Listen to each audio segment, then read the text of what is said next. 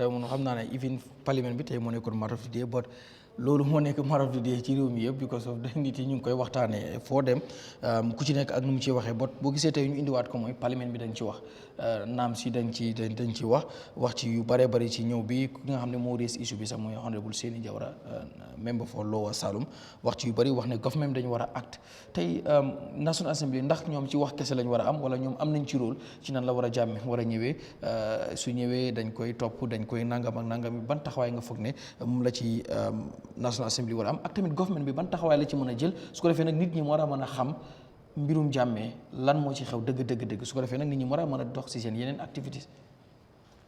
jërëjëf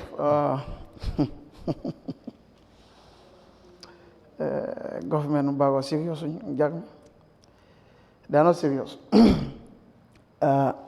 specifically ban threat lañ indicate ne boobu am na specifically assembly ñu ne ban threat wala ku asi Jawara ban threat la war boobu la Jammeh pose ban threat specifically o dafa war rek c'est threat yaa parce que ñu wax ne Jammeh ñëwaat bi mu bëgg a ñëw Jawara nu ñëwee ni jàmm ni doxalee du noonu la Jawara doon doxalee ba noppi Jammeh yaa ngi dégg comments yi nga xam ne supporters sami ñu ngi koy wax bu ñëwee buñ koy arrêté tamit dañ ñooy jàppale duñ nangu kenn arrêté ko duñ nangam soo wax yooyu noonu ñu jàpp ne ak Jammeh nekkoon fii 22 years ak nu mu demee so loolu tamit bokk na ci lu tax ñu jàpp ne threat la. So basically there is no specific threat bu mu indicate because fu dem ba saabali ak ñeneen ñi wax ne dañoo tuug suñu threat loolu gaa ñu la du threat su supporter Jammeh ne ñu suñu ñemee ñu duñ jar na ñu dee loolu threat la how does that. ndax situation bi benn la tamit.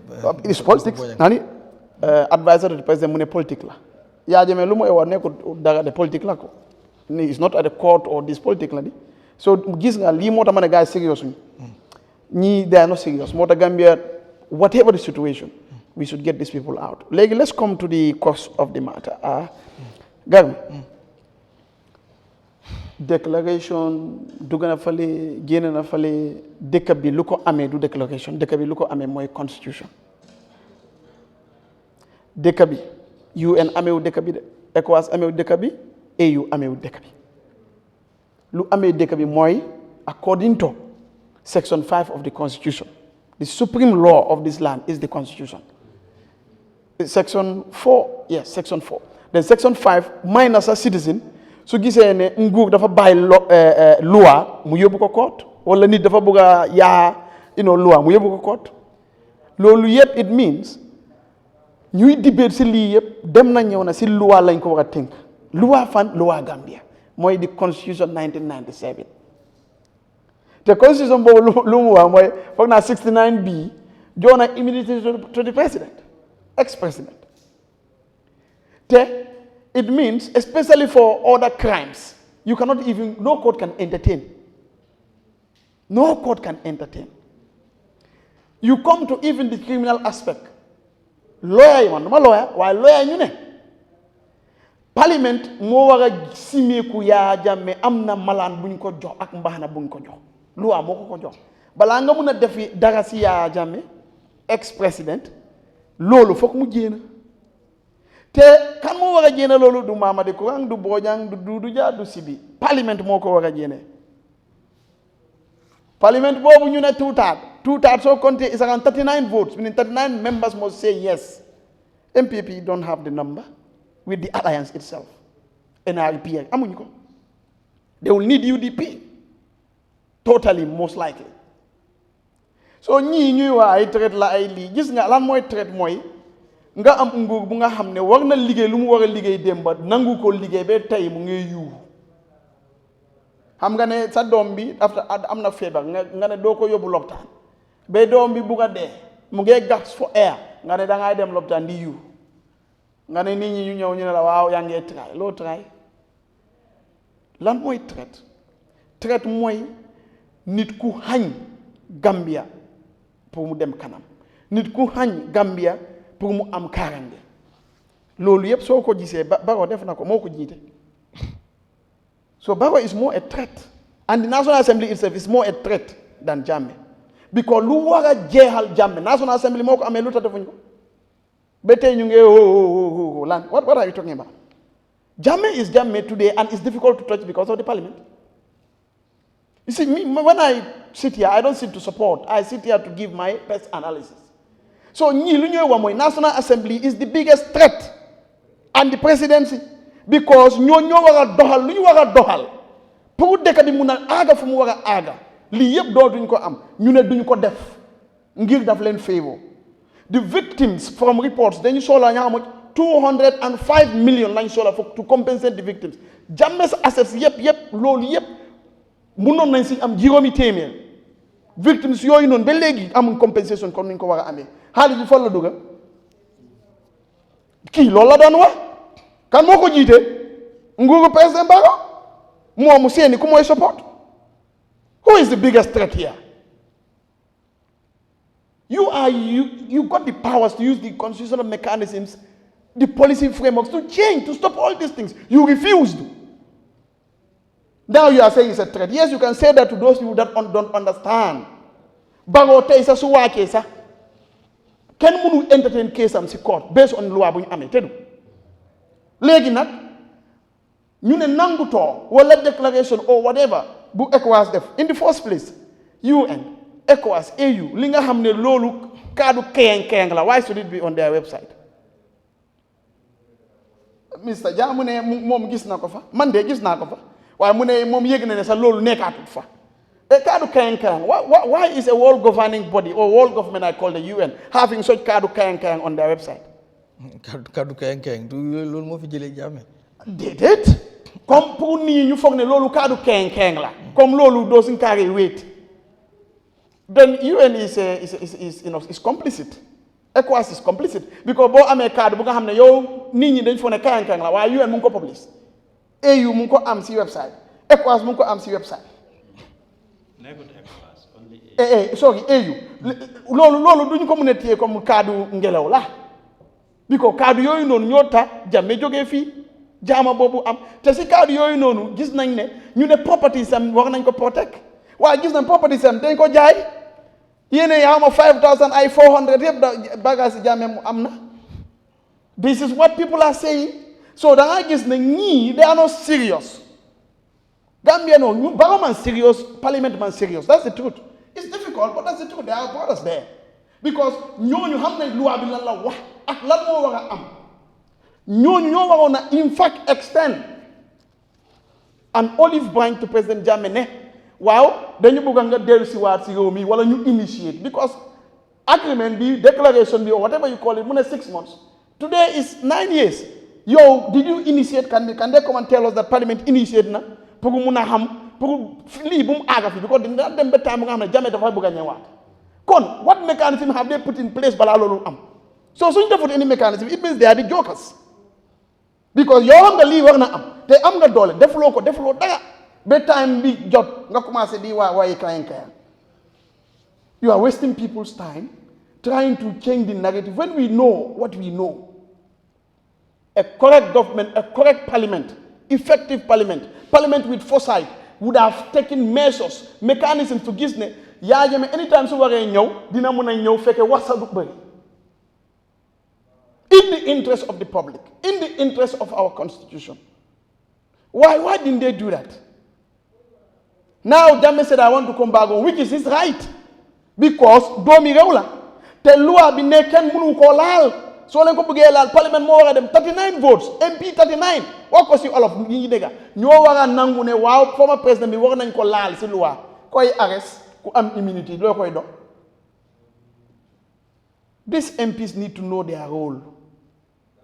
ay way yi ni bañuñ Jammeh ñun waaw ñu nekk mënuñ ko try de man wax naa fii we are not talking against any victim or so ku nga xam ne saafu nga loi daf la sola it's not a problem waaye nag foog nga teg ko si yoon te loi bi lu mu wax mooy président bu nga xam ne mus nga saaf fii su ne benn fan la sax nekkul loi mënu laa laal déedéet waxuñ loolu waaye foog mu ànd ak loi te loi am na lu mu wax Yahya Jammeh doo ko mun a arrest nii because am na immunity te su demee sax even crimes against humanity foog mu dem si parlement génnee immunity bu mu am loi yi loolu la ñu wax ñu jàngal loolu noonu suñu ñu tam si kisi bi loolu la wone te loolu kan moo ko war a def te du parlement bi ak président bi léegi nag yaa xam nga ne béy mai la mooy commencé danga war a def sa clearing ak everything def loolu yëpp the last minute. So the biggest threat to this country is the parliament and the presidency for not doing what they should do to make sure we are protected. Yow da nga xam ne da ngaa dem ak Russia you know it 10 years ago nga ne doo jënd ngaanaay ba ëllëg mooy woo bi nga ne da ngaa dem uti ngaanaay. Russia is a threat. You are the threat for not taking the action you need to take legally. lan la parlement war a def yow si mbiru Jammeh. Parlement lu mu war a def yàgg na. mooy lan. if really ñu ne loi la ñooy topp am na lu nekk si loi lu nga xam ne mu ne doo mën a laal ex president. What work yow bu nga dégg parliament have initiated regarding that? No. Any parliament, it doesn't have to be that formal that should take that out. No, we're talking about the 6 months here. The formal now, government is continuity. Parliament bale su defut bii lan lañ def bale defut bii tamit defut. so da nga jàpp ne comme. they are the threat. because loi yu nekk si dëkk bi ñu nga xam ne féegawul askan ak féegawul kaara ngi ñoo ko war a liggéeyuñ ko so suñ ko liggéeyul ba tey ñu ngi wax ñun duñ mën a déglu because ñooñu xam nañ ne lu ñu war a def war nañ ko def defuñ ko but this point in time te ba nga wala anyone ku dem ku arrest for example Jammeh su ñëwee which I don't even is illegal doo mën a arrest Jammeh ban loi moo ne war nga arrest Jammeh lan la def waaw ma ne lu mu def after presidency waaye during his presidency am na some protection so foog nga dem nga simi yooyu noonu nga toppa yépp lu mu war a topp nga mun a teg sa law si Jammeh si loi yi Gambia the same thing is going to happen to Barrow su wàccee fii sa loi boobu moo fa ne for him so ñun lu ñu nekk di wax mooy and as much as Jammeh am na ñu ko accuse and so on and man dama ko dee wax 22 years you cannot say that you don't harm somebody it's not possible Garmi you cannot say all the time I have come to Eyeafrica man I did not hurt anyone that's human nature so man duma mun a téye suma bopp above that to ne waaw man musuma def dara déedéet waaye damaa jégalu am na li ma dee def xëy na loolu baale leen ma sometimes yëguma ko loolu is normal man wax naa ne in my own opinion from a human perspective the APRC and Jammeh should have apologized not confirming that we did this no but you have been there for 22 years things happen sometimes you don't even know that's normal in our society man I have said that I'm not against anything waaye li ma nekk di explain mooy specifically on this parliament ak suñu presidency they are not serious because lu ñu war a def defuñ ko lii suñu toog affaire loi sax mënoon nañ liggante naka lañ koy waxee on diplomatic channels back door ñu liggante ba doomu dëkk sa Jammeh mu ngee wax wala di wa yéen yi waaye Jammeh tamit foog nga ne kàddu yu muy yëkkati every now and then audio fii wax fële loolu tamit lu jaadu la as ex président ak nu nga génnee ci réew mi xam nga nu mu fi génnee ngay wax every time as an ex président ndax loolu itam lu jaadu la. ban lu waa moo ne ex président warut a wax. ak ban temps non moo tax ma ne la ak nu mu fi génnee. yaa Jammeh nu mu fi génnee nga Jammeh génnewul fi rek comme waaye ak na am na nu mu fi génnee. good gis nga d'accord naa si li nga nekk di wax. yaa Jammeh lu ko génnee fii bokk na si déclaration yooyu noonu.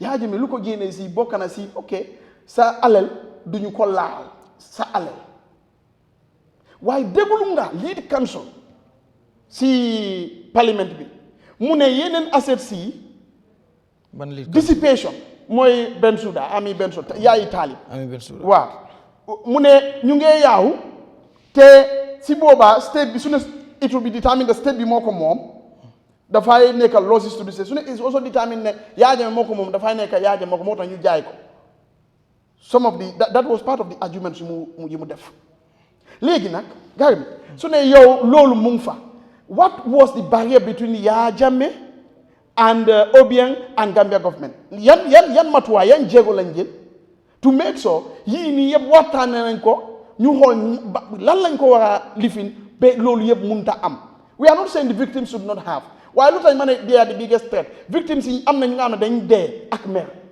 because lu ñu yaakaaroon si nguur bi amut te nguur bi jaay na assets yi nga xam ne assets yooyu noonu these people according to reports 205 million rek lañ soxla Garmi to compensate all the victims how much did the government give they went squandered all Jammeh's properties you call them Jammeh's property because that's how parliament is also calling it so up to now sir lu ñu nit gis mooy ñu ne Jammeh moo ko moom Why no you want to Jammeh Momuko? Why no says even they are public records, Jammeh's assets. You see how ironical that is? Man, how man that guy intelligent? You're gonna Jammeh Momuko, why really gonna Jammeh's assets? Te yanko jai, te Jammeh Jola approve. I cannot understand what we are doing here. No, say the courts don't give enough. Yes. Because already it's not a matter that is determined by the court, wow, limo hell actually. So Gary Morton man, these are the threats because what I mean Jid Bunga Wana do Mr. Kuranye Bumbanya de Muhabe to de Mune okay Loptan be yen amulen Garabluta. Te more one of Garab for noon. So no serious. Again, so you state house, it will take us 10 years or more. Ask security experts. Because you cannot protect the president if you don't have intelligence. Sooner there can be amna bunka. If we have missiles in Kenya, president before them, Senegalese soldiers have none. We are neighbors to Senegal. Is that not a threat? You also following another president. Most likely you have to change that bunker. Now the best security for me is good governance. That is it. I accept. It But even with matter good, how many bunkers you have. I agree, Mr. Kura. But you know my argument is, even with good governance, you still have a threat of people attacking you for their own interests. Yeah. But what I'm trying to explain is, moi, do muna jox karange president deka su ne amulo information ak xam fi su tangé fa la wara daw fofu su tangé fa la wara jina ak yan fetal lañ am ak fa lañ nekk te ñun ñu amé lolu no. How would you know that they don't have the intelligence? What? That they don't have the correct intelligence. Would you know that? Who don't have the correct intelligence? You, the state. Yes. Are you saying that they don't have the No, intelligence? I didn't say that. I say Okay. the coming or the still existence up to this moment of foreign forces in our state house is in itself a big national security threat. Yeah. Because ñooñu duñu mëna jox karange président bi suñu xamul ñun suñu bunka fu mu nekk if you have a bunker. Suñu weapon yu wara wacce fatali living peleni duñu fokk ñu xam fa lañ nekk ak fokk ñu control ko te ñooñu da our next door neighbor tay neena sébi su tassé te ñu am président mu nga xamne dafa dof Sénégal. Yeah, I mean that's. Is that not a threat? What is Parliament doing about that? I'm got the circumstances. Allow me, don't come. No, I'm just saying that is a premise you make that the Senegalese are here, and we know if Jammeh had left peacefully, there wouldn't have been any foreign intervention. Now, if Jammeh had left as he has left, and still you Yeah, have that threat, don't you think it's because that government is lackadaisical to bring in the right laws, the right policies, to make sure whatever remnant of Jammeh in the army, for example, in the immigration, in the education sector, is dealt with? I believe they refuse to do that. I believe and you are saying that Jammeh is a threat when you are the threat? I believe that the transformation agenda, right, has a problem. They squandered it. And I think it has failed, right? And because of that, we have this security situation. It's still right? It's still ongoing. It's still ongoing, but it's gone off track. It's gone off track. The transition agenda. No, what I'm saying, the transition agenda, has got steps, and you have to follow steps. Understand that? Yeah. You cannot make 5 before 1 and 2, 3 and 4. Exactly. And one of the first steps was for there to be a security sector reform. And security sector reform, the like investment. Understand that? Now we're talking about the budget. Do you know how much was given? Can you tell me how much was given for that? Yeah. Do you know how much? It is not Gambia. Amanja kodi kuti. Amanja kodi kuti. Kodo ditale. A Kenya. It's the application of the money. Ask people or people that are there how much is given. We're talking about 7 something billion something given to security sector reform. And I cannot confirm the number because I read it actually, it's not here. But I can tell you it's around the sevens. All right, that is given if you convert it to Gambian dollars. Yes. For security sector reform. Yeah. Yet our police cannot have a mere camera. That's why our police, you go there for them to arrest, you have to pay town trip. Yeah. And MPP has more cars than the police patrol unit. You are telling me, oh, it's a process. Which process? All right. We have seen people here who attempted, according to them, no, from you clearly, then you put a def coup d'etat. How long did it take for them to try those people? I'm responding to him. I'm telling him that it has... Do we have to die for that process to get complete? Do we have to meet? And I know that you are talk. But when you there, so you set in time boobu la poste bi war a complete. No, one Garmi, How many laws has Barrow brought in for protection of him, Barrow and his people? Many. Please. But why did they bring these ones? So the biggest threat in this country is Gambia. 1 hour legi. ñu téye Gambia ñu téye mooy président Barrow ak parlement bi ko duñ def seen liggéey. Loi am na lu mu wax. nekkul man li ma wax ak keneen déedéet loi am na lu mu wax suñ biir Yahya Jammeh. kon loolu la ñu war a def. suñ deful loolu ñoonu ñu ngi daaneel kaddu dëkk bi yëpp. So the threat is parliament, the threat is President Barrow.